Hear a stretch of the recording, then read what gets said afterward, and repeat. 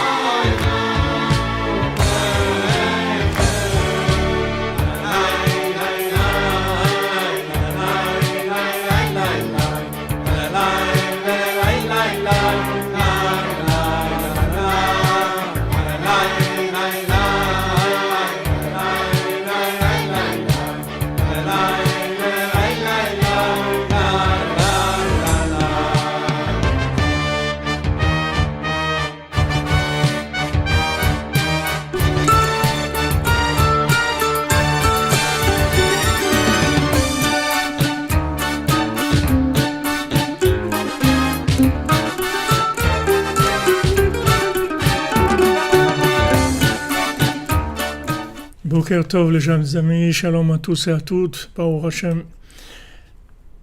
Les gens décorés de la cordonnerie, avec tous les cordonniers du monde, attachés à Rabbeinu, Ashrenu, Baruch Hashem. Rabbeinu, c'est le secret du monde.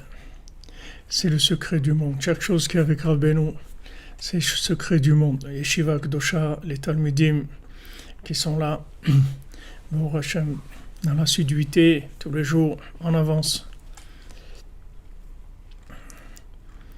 On avance, Besod Rabbeinu, continue, Bezat Hashem. Amen, merci pour vos bénédictions. Alors on fait le cours pour la refoua de tous les malades et l'Elo Nishmat pour l'élévation de l'âme de Yaakov Ben Chassiba, Mesoda Bat Simcha, Bénédicte Charles Kofi Black, Maurice Moshe Ben Ichachima Suzanne, Odette Maïna Bat Yosef, Joël Yocheved Bat Mazaltov, Machlouf Chai Ben Nined, Joar Yvette Bat Belara, David Raphaël Feinchil, Joseph Désiré Ben Emily, Shmuel Ben Zaira, Maurice Ben Suzanne, Irène Bat Rachel. Pour la refoua de Matityahu Ben Dina, Abraham Ben Yehuda, Véronique Bat Dina, Moshe Ben Esther, Israël Ben Simcha, Tzia Bat Aisha, Isha Bat Chassiba, Ruth Bat Aisha, Ruth Mokoko, Sandrine Bat Janine, Janine Bat Eglantei, Israël Yitzhak Ben Fortuné, Dov Ben Dan Ben Rosa Ben Amour, Ariel Ben Mazal, Shmuel Shlomo Dov Ben Razala Cohen, Eliyahu Nathan Ben Yocheved Cohen. Toutes les Yeshuot de Bezrat Hashem pour chacun et chacune d'entre vous.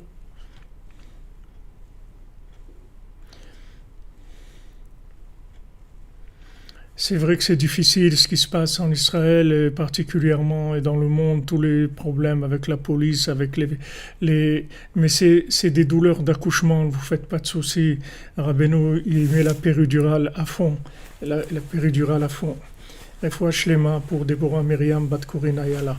Rabbeinu, il a activé la péridurale à fond pour que tout se libère, Bezrat Hashem, dans les meilleures conditions. Refoua Shlema pour Isabelle Bat Maximilienne. tout ce qu'on supporte, tous ces affronts-là ils empêchent les gens de se marier.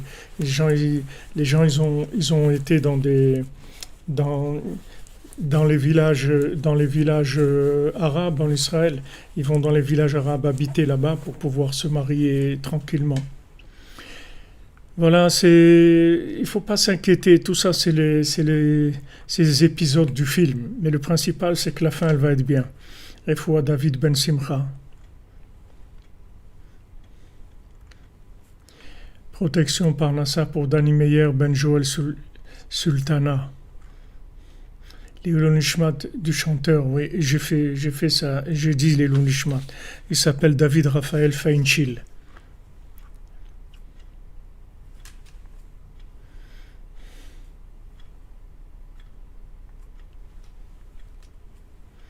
Merci Jonathan Joël pour les citations. Merci David Serrero pour l'aide Kashrut Rabbeinu. On a un grand srout, Bémet, on a un grand srout et c'est un très grand mérite.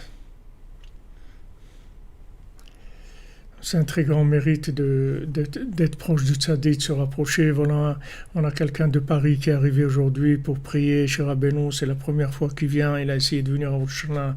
Il n'a pas pu. Voilà, aujourd'hui, il est arrivé.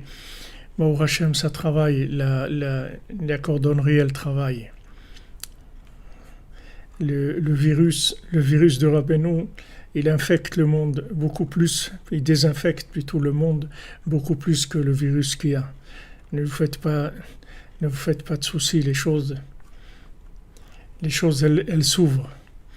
Ouais, mais Madame Ovadia, ne soyez pas triste, parce que Hachem, il est là. Hachem lui-même, il pleure beaucoup plus que nous. Et d'un autre côté, il est tellement joyeux de voir que des gens veulent se marier dans la cacheroute, dans la joie, et tout ce vouloir de faire la volonté d'Hachem. C'est ça le principal. C'est ça le principal. Une fois, il y avait quelqu'un qui avait fait une Brit Mila sous le communisme, une circoncision sous le communisme, alors que c'était un danger de mort de faire une circoncision. Il pouvait se trouver en Sibérie pour toute sa vie. Et ils ont fait cette Brit Mila.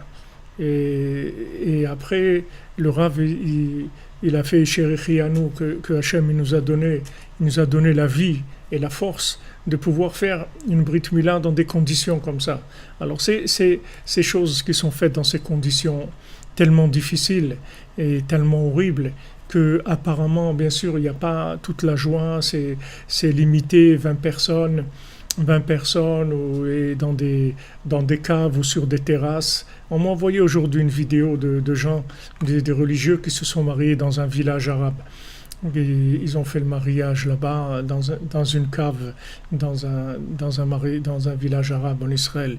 Voilà, maintenant vous dites, voilà, mais c'est quoi Israël et tout, on est obligé d'aller dans un village arabe si on veut se marier, se cacher, etc. Il n'y a pas de question, on avance. Mais sachez que c'est ce qui fait le plus plaisir à Hachem, de voir combien on tient au bien et combien on s'accroche pour faire les choses, même dans un, comme on dit, catimini, là, tout petit comme ça, mais c'est petit dans l'extérieur, mais c'est très fort dans l'énergie que ça amène dans le monde, dans les délivrances que ça amène. Comme Rabbeinu dit, mon petit feu, il va brûler jusqu'à Mashiach, mais c'est pas un petit feu, c'est un feu, il va incendier le monde entier. Seulement quand vous voyez un petit feu. Vous voyez, Hatzot, voilà, vous avez vu un live, combien de personnes, 6, 8, 10, des gens ils viennent, ils partent, ils sont là. Ça n'a pas l'air de quelque chose de grand. Si c'était un milliardième du milliardième de ce que c'est, normalement il devrait y avoir tout le temps 400-500 millions de personnes autour du Tzion, tous les Hatzot et tout. Si les gens ils ressentaient le milliardième du milliardième, et on peut répéter pendant des heures de ce que c'est Rabbeinu. Il y aurait normalement minimum 500 millions de personnes en train de faire Tikkun HaKlali sans arrêt, 24 heures sur 24. Mais Rabbeinu, Rabbeinu, il travaille pas dans le côté qui est révélé. Rabbeinu, il travaille comme des marans. Rabbeinu, il travaille dans les caves, par des tuyauteries qui se voient pas. Mais tout se connecte. Tout se connecte. Vous voyez, regardez la cordonnerie, on est là. Qui est-ce qui sait qu'on est là, réveillé de Ouman, de Jérusalem, de Genève, de Paris, de Belgique, de Londres, du Canada, de San Francisco, de Los Angeles. Personne ne connaît ces connexions-là. C'est pas des choses qui sont... Bon, Hachem, on a évité tout le temps les trucs télévisés, toutes ces choses-là. On les a toujours évitées, mais ça travaille. Vous voyez, ça se développe, ça travaille, ça avance, ça donne des résultats, puisque tous sont témoins du changement qu'il y a dans leur vie. Et Rabbeinu, il travaille avec son petit feu. C'est un petit feu, mais il est extrêmement puissant. C'est comme un chalumeau. C'est une petite flamme. C'est pas l'air une flamme très, très grande, mais c'est très, très puissant. C'est puissant et bien, ça réveille l'humanité. Vous voyez en Afrique des milliers de gens qui se rapprochent de Rabbeinu. Il y a dans le monde entier, il y a un éveil très, très fort. Donc, Baruch Hashem Ashrenu. Voilà, il travaille en secret dans la connexion.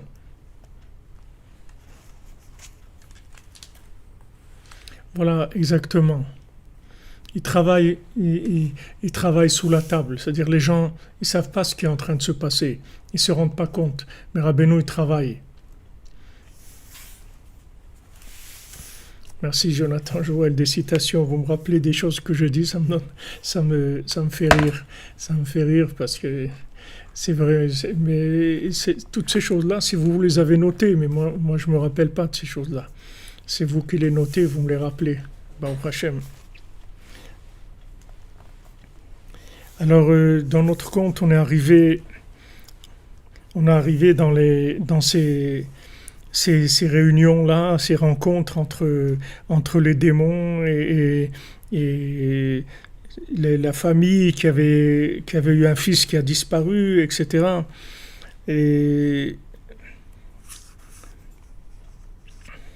alors, maintenant, ils ont raconté au roi tout ce qui se passait, et que cette famille-là, cette famille de démons, dont leur fils a été pris par un sorcier, et son ami qui était tout le temps avec lui, il a raconté l'histoire, il a raconté ce qui s'était passé exactement. Alors, ils ont emmené chez le roi l'ami de leur fils, leur fils qui avait disparu, qui était prisonnier qui a été fait prisonnier par un sorcier. Donc les parents avec l'ami du fils, ils sont venus chez le roi.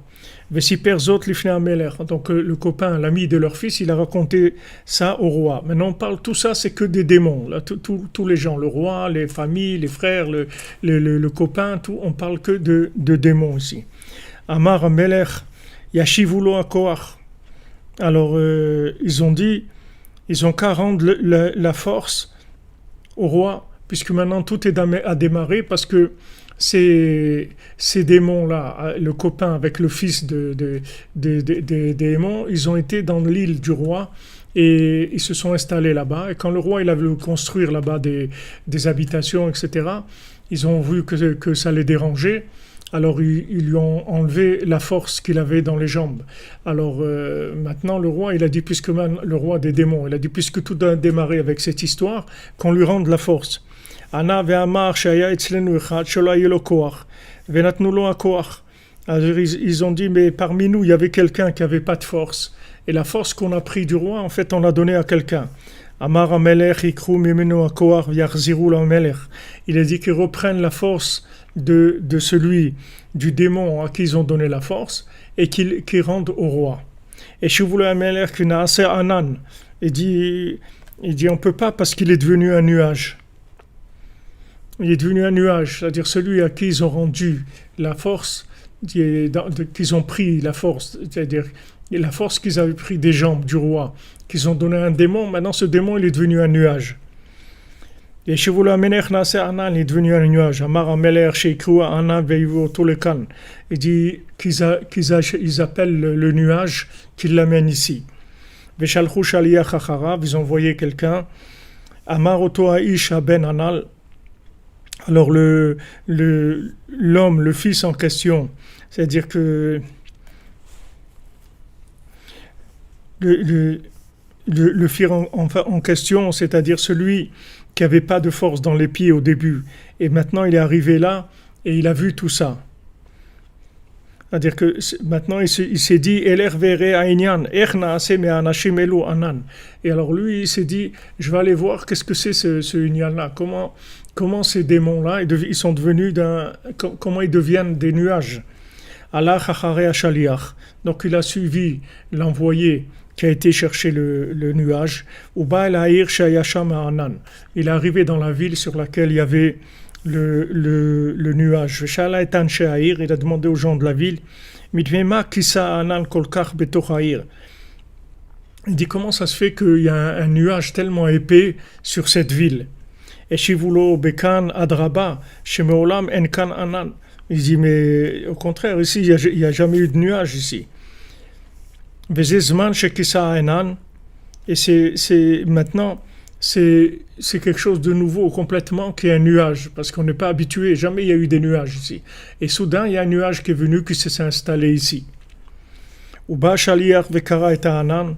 Alors il est arrivé l'envoyé du roi des démons. Il est venu appeler le nuage, ve'alach misham, et le nuage donc il est parti pour aller chez le roi. Ve'yishev atzmo ha'ish anal lelech acharem lishmoa ma'em medabrim. Alors l'homme en question, c'est-à-dire notre personnage principal, le fils en question qui n'avait pas de force dans ses jambes au début, il a dit je vais aller derrière eux pour entendre de quoi ils parlent.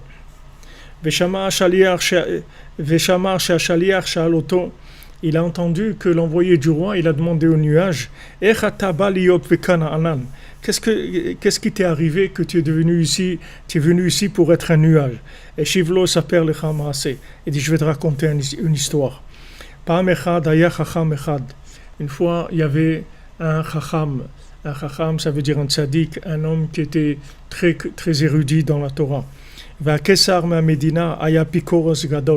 Maintenant, le César, le Kessar, l'empereur de ce pays, c'était un grand apikoros, c'était un grand hérétique.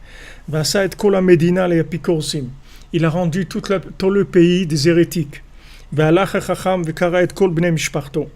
Et il a été le chacham, il a appelé tous les gens de sa famille. Ana ve'amar lahem, il leur a dit, Allo atem ro'im she'akesar ou apikoros gadol. Vous voyez que le César, le Kessar de l'empereur de ce pays, c'est un grand apikoros, un grand hérétique, un grand épicurien. Ve'asa et kol medina apikorosim. Il a rendu tout le pays des hérétiques. Uksat mishpartenu asagam kem la apikorosim. Et il y a certains de notre famille aussi qui ont glissé, il les a rendus aussi des hérétiques. Bekan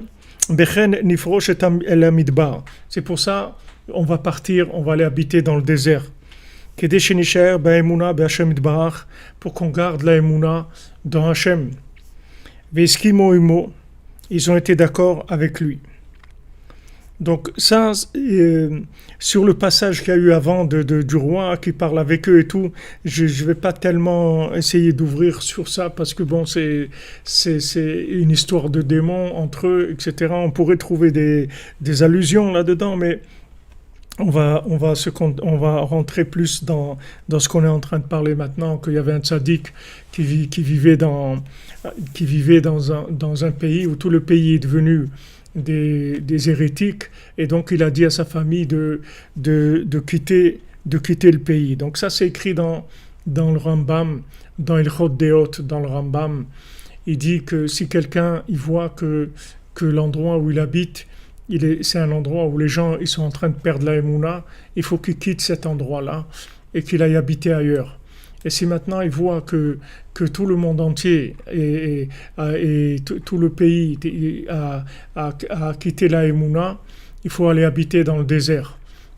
Ça c'est une halakha du Rambam, habiter dans le désert pour fuir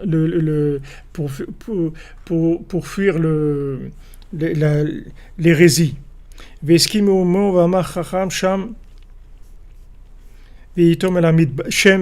Alors maintenant, ce tzaddik-là, il a dit un Shem, c'est-à-dire il a dit un nom kabbalistique, et il a amené sa famille dans le désert. Donc lui aussi, il a perdu des gens de sa famille qui ont quitté aussi la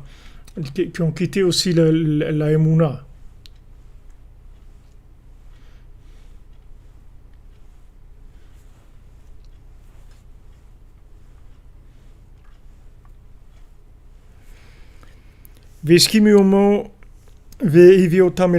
Donc sa famille était d'accord avec lui, il a dit un nom, une formule kabbalistique, et les a amenés dans le désert. Mais ce désert-là, il lui a pas plu. Il a dit un nom, et un autre nom kabbalistique, et les a amenés dans un autre désert. Ce désert aussi, ça lui plaisait pas. Pourquoi ça lui plaisait pas? Quelles étaient les raisons? Rabbeinu ne dit pas ici, mais comme maintenant on voit que lui ce qu'il cherche, c'est la connexion avec Hachem, c'est la Emouna dans Hachem, donc sûrement que ces déserts-là, c'était pas des endroits tellement connectés, il y avait sûrement des problèmes là-bas aussi. Amar Od Shem veyotam el midbar acher. Il a dit une troisième fois. Donc il a dit encore un nom kabbalistique, une formule kabbalistique, et ils sont arrivés dans un autre désert. Ve'utav be'enav. Maintenant ce désert, il lui a plu. Ça lui a plu, il a dit c'est bon ici. Ve'oto amidbar aita smucha el shnei elefarim. Mais le problème c'est que ce désert-là, il était très proche de 2000 montagnes où se trouvent tous ces milliards là-bas de démons. Ve'alach. Et il a été ce chacham là, ce tzaddik, vasa igul svivotav, et il a fait un cercle autour d'eux. Shelo yuchal shum echad leitkarev elehem, que personne ne puisse s'approcher d'eux. Voilà ce qu'il a fait le chacham. Donc il a fait un cercle et il a mis sa famille dans ce cercle là, et personne ne pouvait s'approcher d'eux. Donc on voit même de nos jours, c'est-à-dire ce confinement et ces masques et tout ça. Comme quoi c'est un grand chesed en fait, parce que ça empêche l'hérésie de rentrer, ça nous empêche de respirer l'air pollué d'hérésie, plein de mauvaises pensées, comme Rabbeinu dit que dans l'endroit où on vit, quand on est en ville, pourquoi Rabbeinu conseille d'aller faire Hitbodedut dans des chemins qui sont pas fréquentés dans la journée, parce qu'il dit que les pensées des gens, elles sont là-bas et elles troublent tout le temps. Alors imaginez-vous dans les villes et tout, il y a des milliards de pensées de gens qui sont pleins d'envie d'acheter, d'envie de voler, d'envie de ci, d'envie de l'autre, etc. Et toutes ces pensées circulent dans l'air. Et on respire ça. Donc quand on met le masque, c'est bien, ça nous protège de ça. C'est pas que je fais l'apologie du masque et je vous dis de mettre des masques, mais je vous dis de voir le côté positif qu'il y a là-dedans. Et aussi le confinement. Le confinement, c'est comme un désert, c'est-à-dire on reste enfermé chez soi et on peut pas trop sortir. Ils ferment les restaurants, les cafés, les trucs, etc. Ça aussi, c'est bien parce que ça nous évite aussi d'être en contact avec ces démons-là. Parce que ces démons, ils fréquentent tous ces endroits-là, tous ces endroits de ta'avot, des endroits où on cherche que le plaisir, on parle que de ça et des bêtises, on raconte de la politique et des bêtises. Ces endroits-là, c'est sûr qu'ils sont pleins de démons. Donc, quand on se coupe de ces endroits-là, c'est un bienfait pour notre âme et ça purifie notre âme. Donc lui, qu'est-ce qu'il a fait? Il a tracé un cercle. Et ils ont vécu, c'est-à-dire qu'ils sont installés dans ce cercle-là. Maintenant, combien de mètres carrés il faisait ce cercle? Rabbeinu ne précise pas ici, mais ils vivaient à l'intérieur de ce cercle-là, et personne ne pouvait s'approcher d'eux. C'était un cercle, en fait, c'était pas un tracé seulement, c'était un cercle vivant, un cercle qui avait une énergie protectrice. C'était comme les nuées du désert, comme une souka, si vous voulez, quelque chose qui protège. C'était pas un cercle uniquement qu'il a tracé, un cercle pour délimiter un territoire. C'est qu'il a créé en fait un cercle d'énergie spirituelle protectrice, et tous ceux qui seraient dans ce cercle-là, comme l'arche de Noé, ils seraient sauvés de toute l'hérésie et de tout le mal qu'il y a à l'extérieur. Veyeshilan. Et alors ce cercle aussi, on dit à Breslev aussi que ce cercle, c'est en fait l'heure de Hitbodedut, parce que quand vous faites une heure d'Hitbodedut, l'aiguille des minutes, elle fait 60, et 60, ça représente un cercle, on en a parlé, c'est-à-dire 60, ça annule tout le mal. C'est-à-dire que quand il y a 60 kilos, par exemple, de viande cachère, s'il y a un kilo de viande non cachère qui tombe dans ces 60 kilos, le 60 ça annule, parce que le 60 c'est un cercle. C'est un cercle, et le cercle, ça a la force d'annuler tout le mal. Quand il y a un cercle de bien, ce cercle-là, il annule tout le mal. La même chose, nous, quand on crée un cercle, c'est-à-dire qu'on est liés les uns avec les autres, par un but commun dans la Emouna, dans le tzaddik, dans la Emouna d'Hachem, ça illumine tout le mal qui est en nous. Ça travaille sur nous. Même si on ne fait rien du tout, juste on est là, vous voyez, on est présent. Ou des fois on a envie d'être présent, il y a des gens qui ne sont pas réveillés, mais qui ont envie de faire partie du cercle de la cordonnerie. Alors le fait qu'ils ont envie d'être là, qu'ils sont attachés à ça, qu'ils participent à ça, ça annule automatiquement tout le mal qui est en nous. Donc il y a beaucoup de choses avec ces 60, je vous ai dit beaucoup d'exemples sur ces 60. Le Baal Shem Tov, il ne voulait pas venir dans le monde si on lui donnait pas 60 élèves qui soient tous des tzadikim. Donc c'était la condition pour que le Baal Shem Tov il accepte de venir dans ce monde. Il voulait 60 élèves des tzadikim parce qu'il savait que ces 60 élèves, ça serait une protection pour lui et qu'on ne pourrait pas lui faire du mal s'il avait 60 élèves. On voit aussi pour Shlomo Ameler, c'est écrit et Hine mitato shel Shlomo, Shishim Giborim Savivla. Le lit du roi Salomon, il était entouré par 60 guerriers qui le protégeaient. Donc aussi, on dit dans les tables de la loi, maintenant la lettre Samer, la lettre 60, qui a valeur numérique de 60, comme maintenant elle n'a pas de pied, c'est pas comme le Aleph, le Bet ou le Gimel, toutes les autres lettres elles ont des pieds, mais le Samer c'est un rond. Donc comment ils pouvaient tenir dans un endroit qui est gravé des deux côtés, parce que les tables de la loi elles étaient gravées, c'est-à-dire des deux côtés, on pouvait lire des deux côtés. On pouvait lire à l'endroit des deux côtés. C'était pas à l'envers, il n'y avait pas un côté à l'envers, c'était pas comme le miroir qui retourne. C'était des deux côtés, on lisait la même chose. Mais en fait, la lettre Samer, elle tenait par miracle.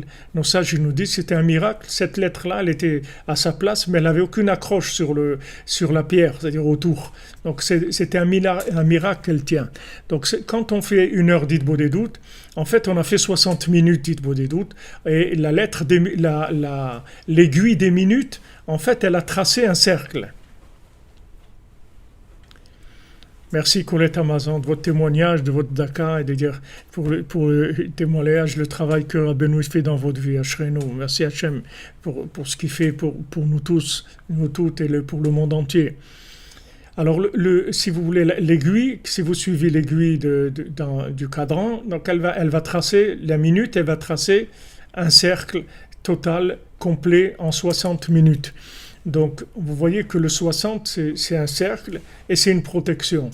Donc, on dit, voilà, celui qui a fait ces 60 minutes-là, il est protégé de tout. Il est protégé de tout le mal. Il y a aucun mal qui peut avoir accès. Vous allez voir après dans la suite de l'histoire, vous allez voir la puissance de ce cercle-là par rapport aux démons et tout qui vont essayer de venir lui chercher des histoires. Vous allez voir comment ces démons-là ils vont être éliminés. Et grâce à ce cercle-là, il va y avoir la Géoula, Béhémet. Comme Rabbeinu dit, voilà, ce cercle-là de gens qui sont dans la cordonnerie, qui sont dans Chatzot, qui sont dans Hitbodedut, c'est ça la Géoula. Rabbeinu garantit que celui qui fait une heure d'Hitbodedut tous les jours, il a réparé sa journée, elle est réparée entièrement. Donc il n'a pas à s'angoisser, à commencer à se dire « ouais, mais j'ai pas fait ci, j'ai pas fait ça, ou j'ai mal fait ça, j'ai fait des bêtises ». Il n'a pas rentré du tout là-dedans, parce que son heure d'Hitbodedut, elle a tout réparé. Ça, c'est une garantie de Rabbeinu que ça répare tout. Donc ces 60 minutes, elles sont très importantes. Celui qui peut faire plus, Ashrei Chelko. Celui qui fait moins, alors il y a aussi dans la halakha que 20 minutes, ça ressemble à 60 minutes. Il y a des choses dans la halakha qu'il faut 60 minutes, mais quand on n'a pas le temps, on se trouve dans une situation très difficile, alors 20 minutes aussi, ça peut être compté comme 60 minutes. Donc il y a toujours des rattrapages possibles, mais en tout cas, l'heure d'Hitbodedut, elle nous protège de tous les démons et elle extrait tout le mal qui est en nous. Elle nous cachérise de l'intérieur, c'est-à-dire elle nous purifie de l'intérieur. Comme ce kilo de viande qui est interdit, qui est tombé dans 60 kilos de viande cachère, il disparaît complètement et il va devenir lui-même cachère d'après plusieurs décisionnaires de la halakha. Il va devenir lui-même cachère parce que les 60, ils vont le transformer complètement. Donc cette heure d'Hitbodedut, elle nous transforme complètement. Ce cercle-là de la cordonnerie, ça nous transforme, ça nous change, ça enlève tout le mal qui est en nous. Donc on doit vraiment être heureux, avoir toujours le sourire, parce que notre vie, c'est une vie merveilleuse, c'est une vie magnifique, qu'on est rentré dans le sac de Rabbeinu, que Rabbeinu nous a mis dans son sac, dans son cercle. Il a fermé le cercle, il a bien fermé le cercle avec les lacets des chaussures, les lacets de la cordonnerie. Il a bien fermé le cercle pour pas qu'on puisse sortir. Alors maintenant il raconte et continue à raconter. Maintenant tout ça, qui est-ce qui parle là, dans tout ce qu'on est en train d'entendre là? C'est le nuage d'accord, le démon qui est devenu un nuage. Il raconte au démon qui a été envoyé par le roi pour qu'il aille chercher le nuage.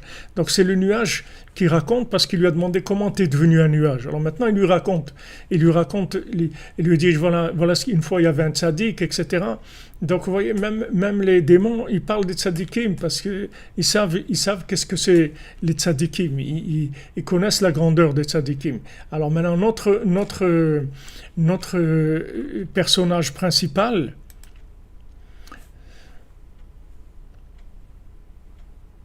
Baruch Hashem. Alors qu'est-ce que je voulais dire? Notre personnage principal. Ah oui, notre personnage, merci. Comment c'est ton prénom? Alexandre. Baruch haba Auman Alexandre. Notre personnage principal, lui, il les accompagne. D'ailleurs, c'est très spécial parce qu'on voit qu'on ne sait pas trop comment il se déplace, mais il a l'air de voler avec eux comme ça et d'être aussi invisible. Il y a des gens qui étaient invisibles et qui se rendaient invisibles. On voit ça quand ils sont rentrés en Eretz Israël. Yehoshua, il a envoyé deux envoyés pour vérifier comment c'était à Jéricho pour rentrer. Quand ils sont arrivés, ils ont été accueillis par une dame qui habitait dans la muraille. Et quand elle s'adresse aux deux, je ne me rappelle pas de leur nom des deux, mais on voit qu'elle parle au singulier. Alors nos sages ils nous disent parce qu'en fait le deuxième il était invisible, c'est-à-dire elle ne pouvait pas le voir. Il était il était invisible. Il y a des êtres invisibles, comme on a dit. Que l'Avdil avec les démons, ils sont pas visibles. Alors il y a aussi des gens que leur sainteté, leur pureté, elle fait qu'ils peuvent être invisibles à des moments. Et nous-mêmes, Bémet, des fois, nous aussi on est invisibles. Il y a des gens qui nous voient pas des fois, et parce que Hachem il fait qu'on passe et que les gens ils nous voient pas du tout. On se rend pas compte qu'on est invisible. Mais il y a des situations, vous verrez des endroits où vous allez passer et on va pas vous voir du tout. En fait, pour les autres, vous êtes invisible. Hachem il fait que vous soyez invisible. Donc on voit ce personnage-là principal, notre personnage principal, là, il suit les démons qui se déplacent sûrement dans l'air comme des comme des souffles comme ça qui se déplacent. Et lui, il se déplace avec eux, il les suit, il va écouter de quoi ils parlent. Donc c'est grâce à lui qu'on a l'histoire, puisque c'est lui qui a entendu la discussion des démons et qui nous le rapporte. Donc maintenant, ce nuage, toujours, il raconte, il dit « Veyeshilan », il y a un arbre. Alors souvenez-vous qu'on a parlé déjà 2 fois de l'arbre. D'accord? On a parlé de l'arbre au début, que le Chacham il a dit à ses enfants, surtout arroser les arbres. Et on a parlé de l'arbre quand le soleil a dit qu'il y a un arbre extraordinaire et que lui, non seulement il n'arrose pas, que cet arbre-là, s'il arrosait, il ferait des choses merveilleuses dans le monde, il amènerait des vertus. Il a des vertus extraordinaires, mais il faut l'arroser. Alors le soleil se plaignait, il dit que non seulement lui, il n'arrose pas, mais il le dessèche. Donc on a vu déjà 2 fois l'arbre, maintenant on va voir une 3e fois parler de l'arbre. וישילן שאם היה אותו האילן נשקע, לא היה נשאר ממנו כלום. Il y a un arbre, alors ça c'est toujours le démon qui parle en forme de nuage. Il dit que maintenant, il y a un arbre. Si on arrosait cet arbre-là, lo ya nishar mimeno klum, il serait rien resté de nous. C'est-à-dire que les démons, ils auraient disparu. Donc on voit la notion d'arbre et la notion d'arroser. C'est la 3e fois qu'on voit. Le Chacham, il a dit à ses enfants d'arroser les arbres. Le soleil, il a regretté qu'il dessèche l'arbre alors qu'il faut l'arroser. Et maintenant, le démon, il dit lui-même, il y a un arbre. Si cet arbre-là, il était arrosé, c'est la fin des démons. C'est terminé. Donc il y a des gens de chez nous, c'est-à-dire il y a des démons qui sont là-bas et qui creusent en permanence de manière à ne pas laisser d'eau arriver à l'arbre. Alors l'envoyé du roi qui est venu chercher le démon en forme de nuage, il lui a dit pourquoi là-bas, pourquoi ils sont jour et nuit là-bas? Puisque maintenant ils ont fait une tranchée pour empêcher l'eau d'arriver, ça suffit. Pourquoi ils sont tout le temps là? Et Shivlo, il lui a répondu, le nuage, Sheyesh benenu medabrim. Parmi nous, il y a des parleurs, il y a des balais lachonara.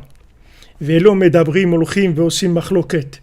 Et ces médabrim là, ces balais lachonara, c'est des démons, on parle toujours, hein, des démons qui sont des délateurs, des gens qui parlent de la Shonara.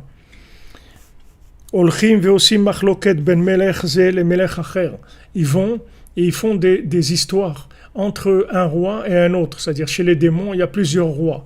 Donc ils vont et ils racontent un roi, ouais, tu sais, ce roi-là, il veut te faire ça, il a fait ça pour te faire du mal. Ils font de la Shonara d'un roi des démons à l'autre. Valiedeze naase melchama. Maintenant, ces disputes-là, ça entraîne des guerres. Et la guerre, ça entraîne des tremblements de terre. Et maintenant, la terre qui se trouve autour des tranchées, elle tombe avec les tremblements de terre. Et il risque maintenant d'arriver de l'eau à l'arbre. C'est pour ça qu'il y a tout le temps des démons qui sont là et qui creusent.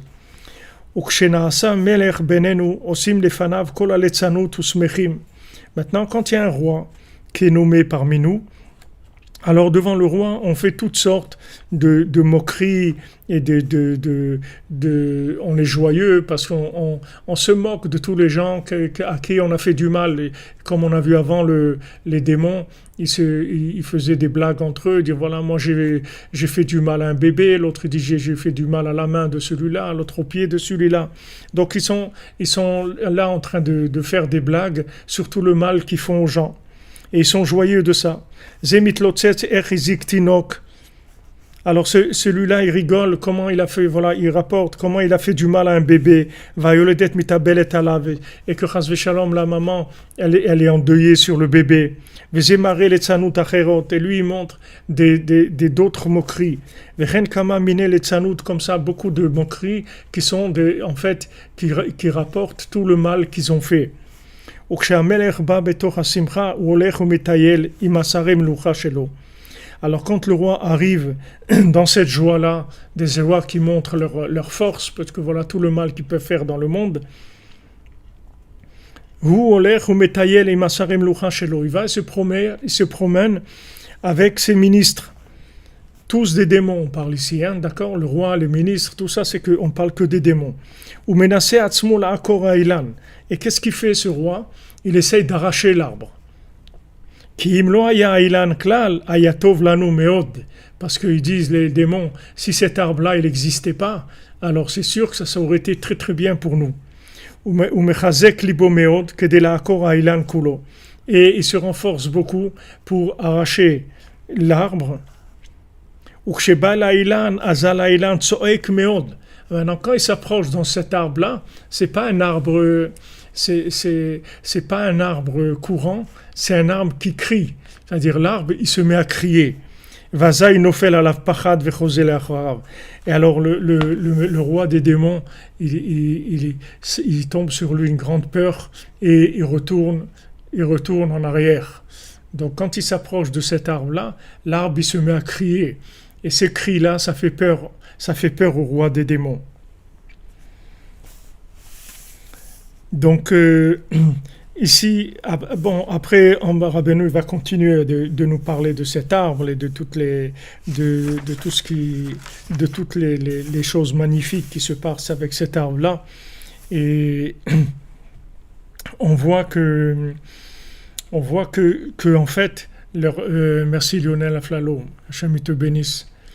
On voit que en fait, l'ennemi numéro 1 de ces démons, c'est cet arbre-là, d'accord? C'est-à-dire que maintenant, si on arrose cet arbre, c'est leur fin, d'accord? Donc c'est quoi? Quand on a parlé avant, c'est quoi les démons? Les démons, ils vivent de quoi? Ils s'alimentent de l'imagination, d'accord? Les démons, c'est des dimion, c'est-à-dire ils s'alimentent de l'imaginaire. C'est-à-dire quand ils arrivent à faire du mal aux gens, comment ils font du mal aux gens? Ils les trompent avec une vie imaginaire. Ils leur font croire que voilà, ils vont réussir dans la parnassa, dans leur place sociale, et s'ils font ça, ils vont arriver à ça, etc. Et tout ça, c'est des films, c'est que de l'imagination. La seule réussite qui existe dans le monde, c'est de se rapprocher d'Hachem. C'est tout, il n'y a pas d'autre réussite. Toutes les autres réussites, c'est pas des réussites, c'est tout des échecs. C'est échec et mat, c'est l'échec total. C'est-à-dire, il n'y a aucune réussite dans ce monde.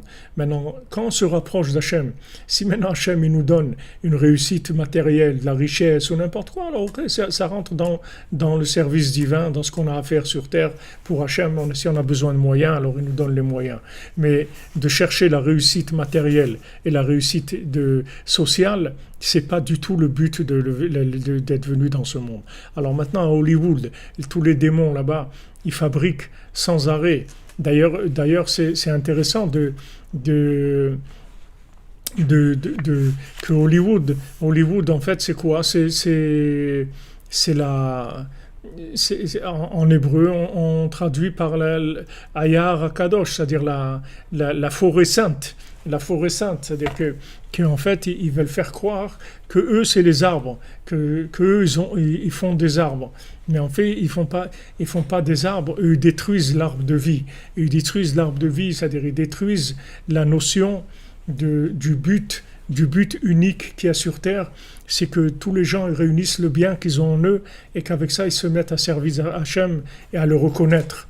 Maintenant, cet arbre-là, c'est l'arbre de vie. C'est l'arbre de vie, et cet arbre de vie, c'est l'arbre de toutes les âmes. De toutes les âmes qu'il y a dans le monde, ça représente un arbre. Comme quand on fait d'un arbre généalogique, on dessine toute la famille, comment leur descendance, etc. L'arbre, il y a un arbre de toutes les neshamot. Toutes les neshamot, elles forment un arbre. Et maintenant, nous, on doit arroser cet arbre-là, comme il a dit le Chacham au début à ses enfants.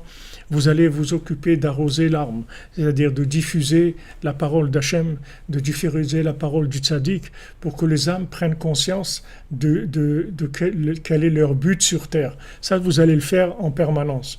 Donc maintenant, les démons, si maintenant les gens ils prennent conscience de la vérité, ces démons-là, ils vont aller au chômage. Hollywood, ils vont fermer. Parce que les gens ils vont dire, bon, moi je ne vais plus au cinéma. Moi, je regarde plus de films. Moi, j'ai jeté ma télé. Donc maintenant, si vous jetez la télé, si vous jetez les abonnements à Netflix, etc., donc c'est terminé. Les Hollywood, ils ont terminé. Puisque s'il n'y a personne qui regarde les films, ils ont terminé. Et tout leur but, c'est de faire des films pour amener un maximum de force imaginaire dans le monde, des démons qui vont complètement déformer la vision de la vie. Mais si maintenant on arrose les arbres, c'est-à-dire que maintenant, si au lieu maintenant de regarder des films, d'aller au cinéma, de payer le cinéma, déjà on donne de la tzedaka pour la diffusion des paroles du tzaddik, c'est au lieu de regarder Netflix, alors on regarde un shiur de Torah, où on fait des psaumes, où on fait de l'aïd-bodedut, où on fait du chatzot, où on fait tikkun haklali. Alors ça chasse les démons, les démons ils s'éloignent. C'est pour ça que Rabbi Nachman il s'est mis ici à Ouman, parce qu'il s'est mis dans le fief, dans la base même de la création de tous les démons qui est le communisme. Le communisme, c'est la base de tous les démons. Après, tous les autres, même Hollywood, c'est un résultat du communisme. C'est tout. C'est le principe du communisme, c'est la plus grande imagination qui a jamais, le plus grand bluff qui a jamais existé dans le monde. Jamais existe. C'est le plus grand bluff du monde de faire croire aux gens qu'ils sont tous pareils. C'est le plus grand bluff qui existe et la plus grande folie qui existe et la plus grande démence et le plus grand mensonge qui ait jamais existé.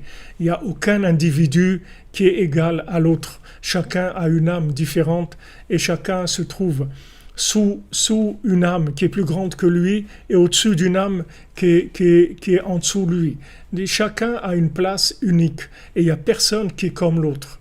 Et ça, si vous voulez, la base de l'imagination, c'est l'association, si vous voulez, d'idées, de choses qui sont, d'essayer de rendre des choses, de leur donner un rapport commun, si vous voulez. Par exemple, dans le monde, on fait un rapport entre le confort et le bonheur.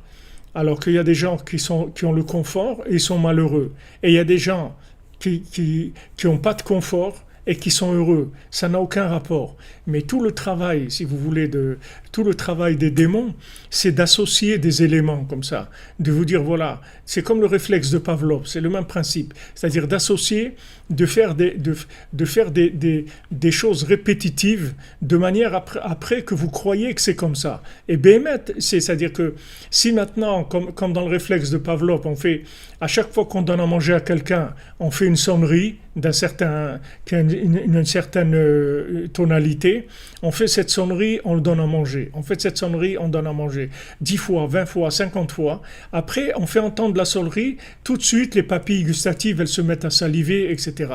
Parce que on crée des associations qui sont fausses. La sonnerie, elle n'a rien à voir avec le manger. La sonnerie, c'est une sonnerie, et le manger, c'est le manger, ça n'a aucun rapport. Mais l'aspect répétitif, ça crée cette chose imaginaire.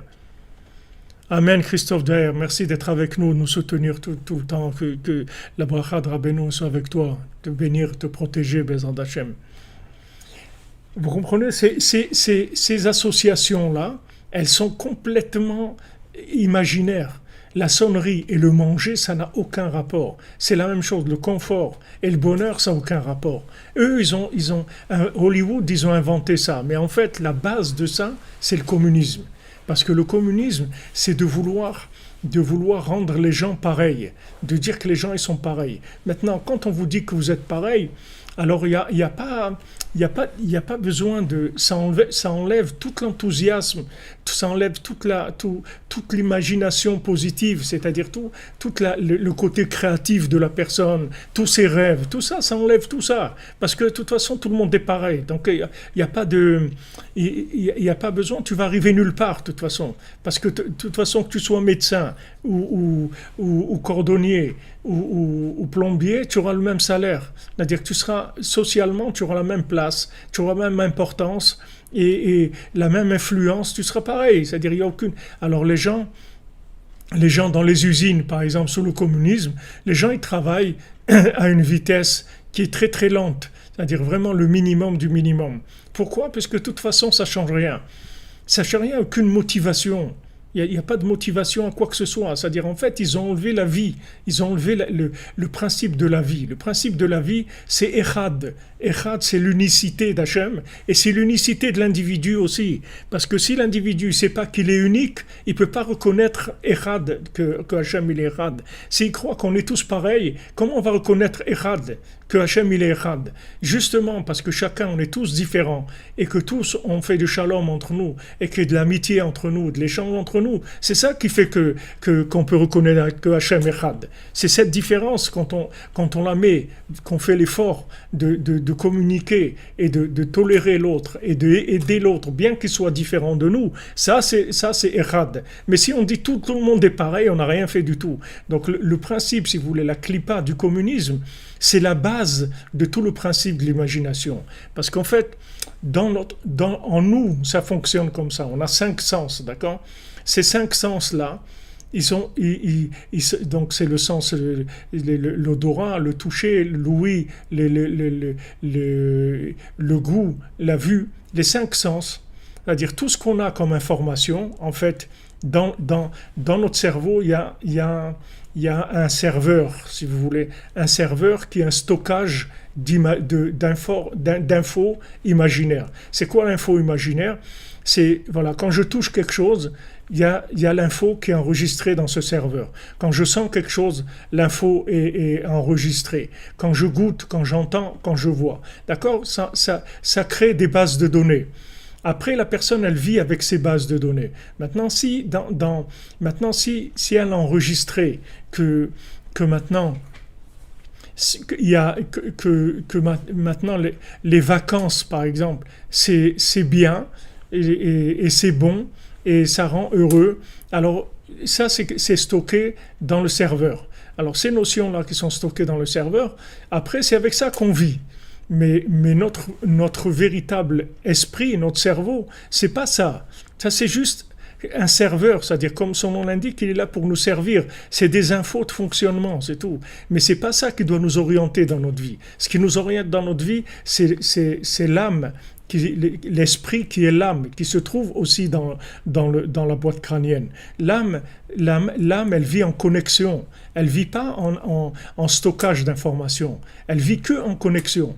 L'âme, elle sait pas ce que c'est le stockage. L'âme, elle n'a pas besoin de stocker parce qu'elle vit. Donc, comme elle vit, elle est tout le temps en rapport avec les choses actuelles et vivantes. Tandis que les 5 sens, ils stockent des notions.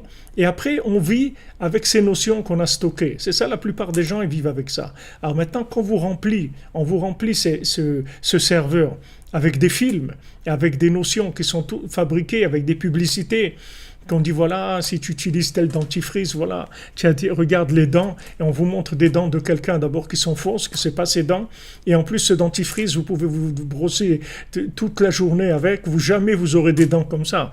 Mais seulement on vous crée des images, voilà, alors tel dentifrice ou des dents blanches, telle lessive, voilà, du linge super blanc. Et c'est pas vrai, le linge ne sera jamais comme ça. Et vous le savez vous-même quand vous regardez la pub. Mais seulement le principal, c'est vous de rentrer les images dans la tête, de manière à ce que vous fassiez un rapport entre telle chose et telle chose. Donc la publicité, elle fonctionne que sur l'imagination, mais toute notre vie aussi, elle est alimentée par tout ce poison-là de Hollywood et de toutes ces choses imaginaires qui nous ont envoyées. Mais maintenant, la seule chose comment lutter contre ça, la seule chose comment on va lutter contre ça, c'est d'arroser l'arbre de vie, l'arbre des âmes. C'est la seule façon qu'on peut s'en sortir. Sinon, vous ne pouvez pas vous en sortir.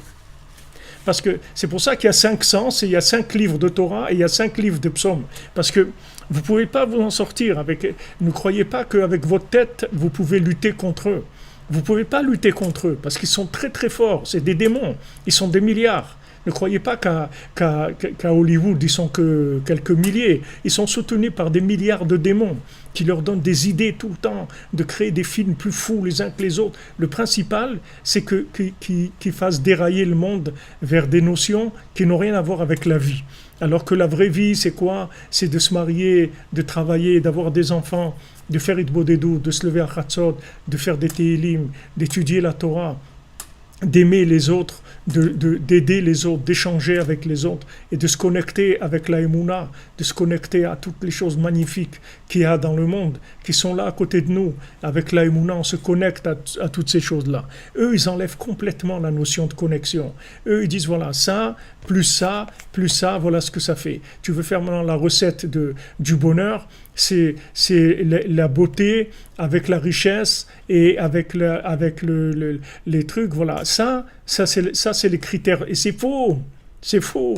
Et tout le monde le sait. Mais seulement comme c'est que ces infos qui sont stockées, ça rend les gens fous. Les gens, ils sont fous après. Ils fonctionnent, en fait, ils ont que des films dans leur tête, c'est tout. Ils sont des résultats de films. Ils sont pas eux-mêmes. Ils savent même pas qui ils sont. Tant que vous approchez pas de Rabbeinu, tant que vous rentrez pas dans la cordonnerie, vous pouvez même pas imaginer qui vous êtes. Vous allez même pas voir un film qui parle de vous. Même un film, il va pas parler de vous. Vous savez pas qui vous êtes. Vous êtes un personnage de cinéma, c'est tout. Mais vous savez pas qui vous êtes. Vous avez des petits repères sur des choses que vous aimez bien, comme ça, des choses dans votre vie. Des fois, vous avez aimé. Des fois, vous avez osé faire un petit camp de vacances pour les enfants, vous avez organisé quelque chose, mais c'est noyé dans les films, c'est noyé complètement. Quand vous trouvez Rabbeinu, la première chose qu'il fait, Moach Nun, Rabbeinu, il guérit avec le cerveau de la 50e porte, il guérit la 50e porte de la Touma, qui est l'imagination. Rabbeinu guérit tout de suite l'imagination, tout de suite il nous donne une place, notre place, pas une, mais la nôtre, ma place. Et après, quand j'ai trouvé ma place, après, il n'y a pas un plus grand bonheur que ça, que d'avoir trouvé sa place. Vous voyez le cordonnier, il fait ses chaussures à 3 coins, mais il est à sa place. Il est à sa place. Ça, c'est mes chaussures, elles sont magnifiques, tout parce que c'est ma place. Tandis que son ami, qui est un génie, qui va apprendre les mathématiques et la physique et la médecine et la philosophie, orfèvre et couturier et tout, et dans tout, c'est un génie, mais en fait, il n'a pas trouvé sa place. Il est malheureux, il n'a aucune communication avec personne, il ne peut parler avec personne, parce qu'il n'a aucune place dans le monde. Donc le danger, Rabbeinu nous a dit, la maladie qui va venir dans le monde, c'est l'imagination. Et tout le monde de l'image, de film et tout, c'est que ça. C'est que cette maladie-là, c'est le plus grand virus qui ait jamais existé dans l'humanité. C'est rendre les gens fous, en leur remplir la tête avec des images, et ces images, elles fabriquent des sensations après. C'est pas que des images qui sont, comme on dit, sages comme une image. C'est pas qu'elle bouge pas. C'est que cette image, elle est liée avec l'émotionnel. C'est-à-dire, quand vous voyez une image, un film, ça vous rentre pas que l'image, ça vous rentre l'émotion qui va avec l'image. Alors on est conditionné d'une telle façon que Béhémet, si on n'a pas les réparations de Rabbeinu, la Itbodedut et le Tikkun HaKlali, et Chatzot, et Ouman, et la Halacha, toutes ces choses-là. La Halacha, c'est Birur HaMedameh, Rabbeinu dit, c'est le tri dans l'imagination. La Halacha, tu dis voilà, c'est comme ça, c'est tout. Tu fais comme ça, c'est des pieds, c'est-à-dire c'est un tri dans l'imagination. Et regardez tout ce qu'on est en train de parler, des pieds et tout, je ne peux pas ouvrir sur chaque chose, sinon il faut des dizaines d'heures de... Mais la halakha, c'est halicha, c'est les pieds. C'est-à-dire la halakha, elle vous dit, voilà, ça c'est permis, ça c'est interdit. Ça tu manges pas. Telle heure tu fais ça, telle heure tu peux pas faire ça. Et Shabbat il arrive, tu arrêtes ça, tu fais ça, Motzei Shabbat tu fais l'abdallah. Elle te donne des pieds, elle te fabrique des pieds. Et ces pieds-là, c'est le tri dans l'imagination. C'est-à-dire, elle te laisse pas vivre de façon imaginaire. Et tous les trucs que Rabbeinu donne, c'est des médicaments pour lutter contre l'imagination, c'est-à-dire pour trouver notre vraie place et notre vraie connexion.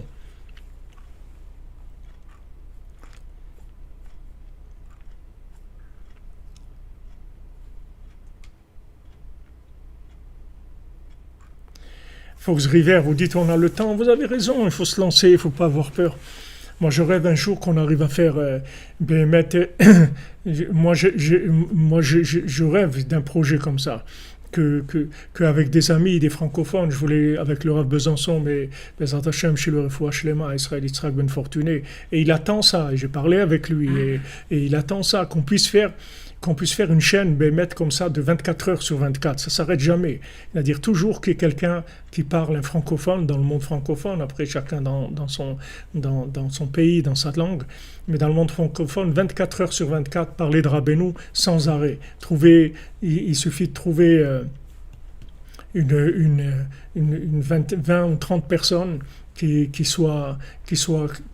veuillent le faire, qui soient capables de le faire, et faire 24 heures sur 24, que quelqu'un il a une chaîne Breslev 24 heures sur 24. Qu'il y a des cours sans arrêt. Ça, j'ai rêvé, ça fait des années que je pensais faire quelque chose comme ça. J'en ai parlé avec des gens et tout, à l'époque, il y a une dizaine, plus, il y a 12 ans, quand j'ai commencé à faire l'Internet et parler, mais les gens à l'époque, ils ne voyaient pas. Maintenant, les gens, ils ont vu, même le Rav Besançon, quand j'ai fait quelques cours avec lui, et il a vu la dimension de la chose, de la communication à travers avec Internet. Lui-même, il s'est rendu compte que c'est un outil messianique. Et il a participé, il voulait participer, et sûrement, s'il n'avait pas été attaqué par cet AVC-là, c'est sûrement qu'on aurait fait des choses très très grandes. Mais Bézant Hachem, qu'il les revoie Shlema, et aussi que ceux qui sont capables de le faire se révèlent, c'est-à-dire ils prennent confiance en eux, ceux qui sont capables de faire. Il y a des gens qui font un petit peu comme ça, un cours par semaine, et tout, je les encourage toujours, je leur dis, mais faites tous les jours, pourquoi une fois par semaine? Faites tous les jours, Rabbeinu il va vous donner les paroles, rien que lancez-vous, c'est tout, Rabbeinu il te donne tout, juste il faut te lancer. Mais Bézant Hachem, on veut faire ça, il faut arroser l'arbre, il faut arroser. Vous voyez, qu'est-ce qu'ils ont dit là? Ils ont dit, on creuse jour et nuit, oui. Eux, ils ont dit on creuse jour et nuit. Alors nous, on doit arroser jour et nuit. C'est évident.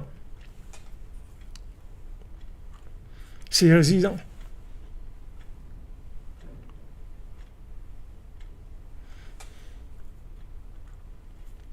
Vous comprenez? Voilà, vous avez ce qu'on est en train de dire là, ce que vous avez dit, je crois que c'est Fox River, ils ont bien dit ça. Ils ont dit Alken omdim yom valayla meitanu shechofrim. C'est-à-dire on a des démons que 24 heures sur 24 ils travaillent et ils creusent pour pas laisser l'eau arriver à l'arbre. Donc nous, qu'est-ce qu'il faut faire? C'est qu'il faut verser de l'eau 24 heures sur 24, c'est tout. C'est-à-dire il faut verser de l'eau sans arrêt.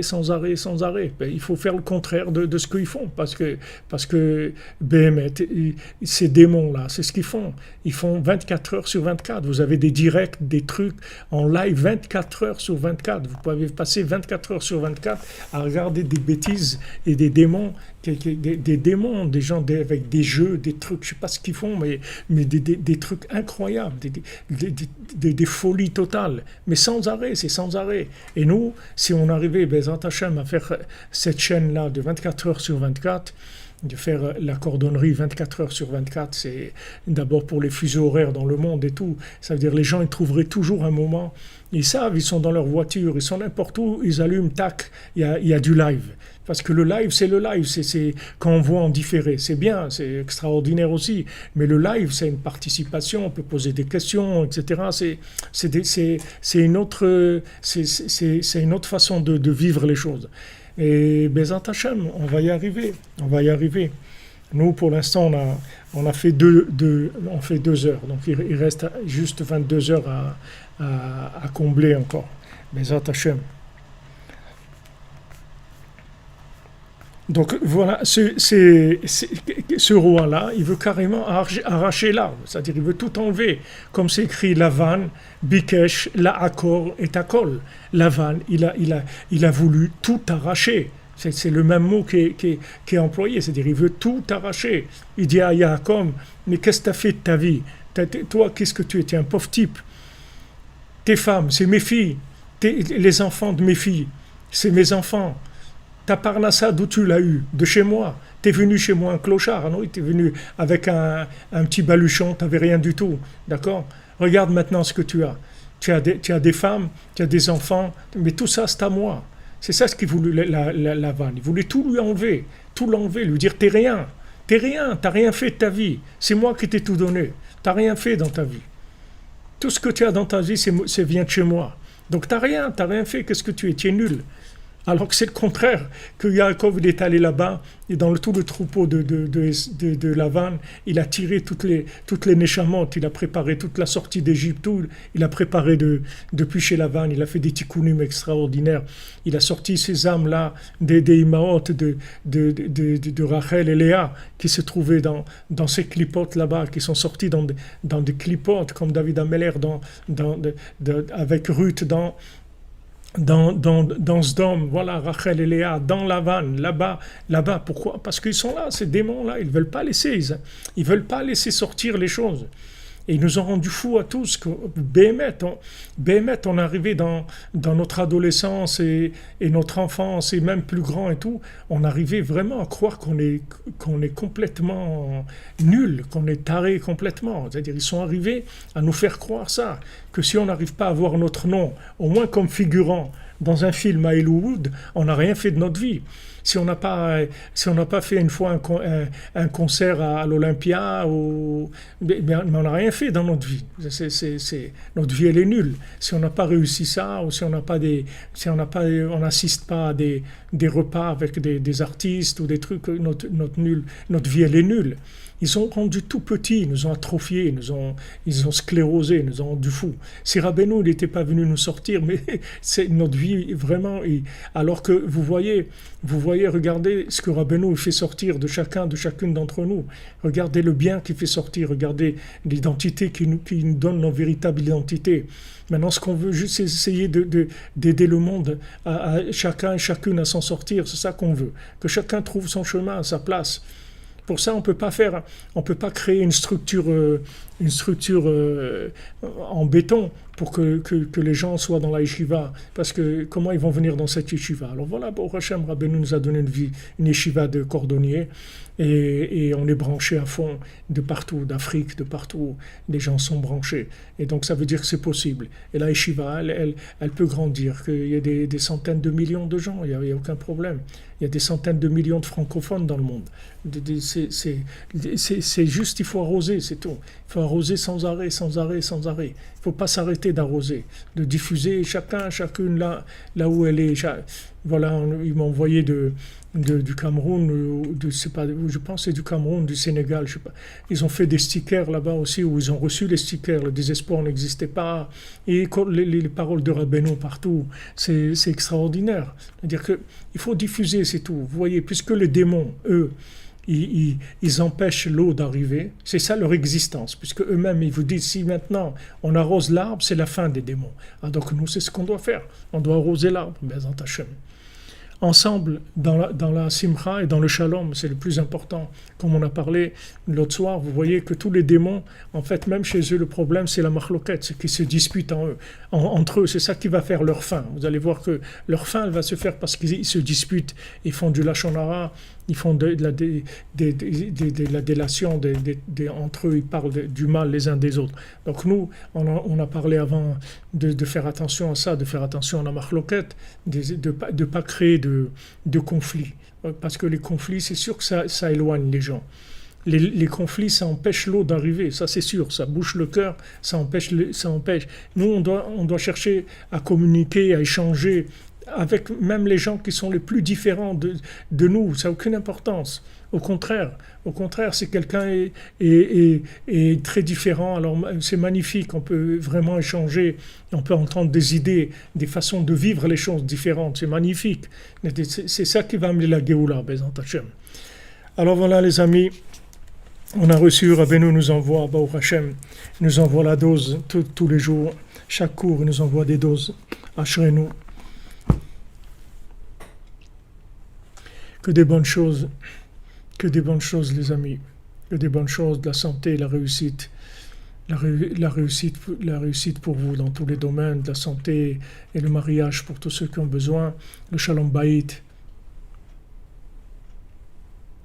que des bonnes nouvelles, Bezat Hashem, la parnassa, la confiance en vous, et faire ce bien-là qui est en vous, dans tous vos proches et tous les gens qui dépendent de vous, toutes les âmes qui dépendent de vous, Bezat Hashem. Ashrenu. Amen pour vous aussi, ou dans une bonne santé, du peu ou mal, Bezat Hashem. Voilà, exactement. Voilà, vous avez dit le mot Linda Torres, uni mais pas uniformisé. Voilà, exactement. Exactement. Vous avez tout résumé avec ça. Uni et pas uniformisé. Uniformisé, ça veut dire que maintenant, on est tous pareils. Non, on est unis, mais on est unique. On est unis dans notre unicité à chacun. Bezat Hashem, Betzlacha.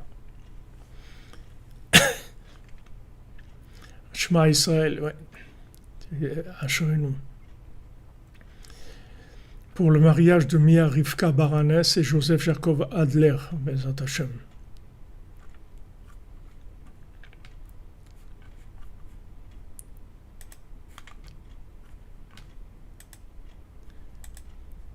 On se retrouve tout à l'heure, Bezat Hashem, pour le cours à 14h. Et j'ai essayé d'être à l'heure, Blinéder, essayer qu'Hachem aide comme je puisse être à l'heure.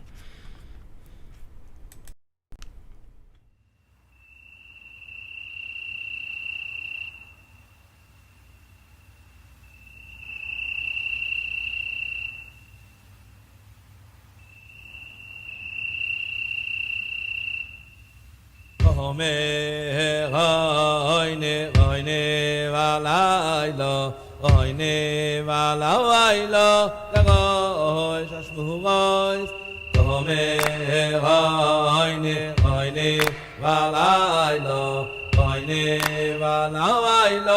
lagoy shashmugoy tome